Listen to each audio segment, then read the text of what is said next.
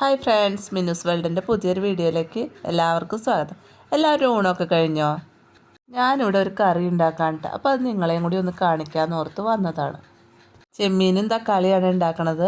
അപ്പോൾ എങ്ങനെയാണെന്ന് നോക്കിയാലോ. അപ്പോൾ ആദ്യം തന്നെ സബോള നീളത്തിൽ അരിഞ്ഞെടുത്തു.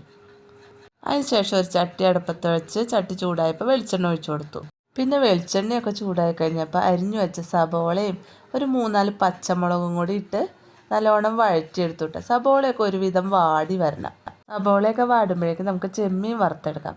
അങ്ങനെ ചെമ്മീനൊക്കെ നല്ലോണം വറുത്തെടുത്തു. അപ്പോഴേക്കും നമ്മുടെ സബോളയൊക്കെ ഒരുവിധം വാടി വന്നിട്ടുണ്ടായിരുന്നു. അപ്പോൾ അതിലേക്ക് ഒരു 3 തക്കാളി അരിഞ്ഞിട്ട് കൊടുത്തു കേട്ടോ. ഈ തക്കാളി സബോളയും കൂടി നല്ലോണം വഴറ്റിയെടുക്കണം. തക്കാളിയൊക്കെ ഒന്ന് ഉടഞ്ഞു വരണം കേട്ടോ. അങ്ങനെ തക്കാളി ഉടയണ വരെ വഴറ്റാം.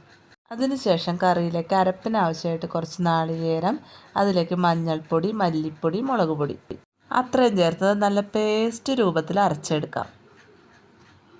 അപ്പോഴേക്കും നമ്മുടെ തക്കാളിയൊക്കെ ഒന്ന് ഉടഞ്ഞു വന്നിട്ടുണ്ടായിരുന്നു. അതിനുശേഷം നമ്മൾ അരച്ചു വെച്ച അരപ്പും ആവശ്യത്തിന് വെള്ളവും ചേർത്ത് കൊടുക്കാം. ഉപ്പിട്ടിട്ടുണ്ടായിരുന്നില്ല, അപ്പോൾ ഇപ്പം നമുക്ക് ഉപ്പ് ഇട്ട് കൊടുക്കാം. പിന്നെ വറുത്ത് വെച്ച ചെമ്മീൻ നല്ലോണം കഴുകിയെടുത്തിട്ടുണ്ട് കേട്ടോ. അതും കൂടി ചേർത്ത് നല്ലോണം തിളപ്പിച്ചെടുക്കാം.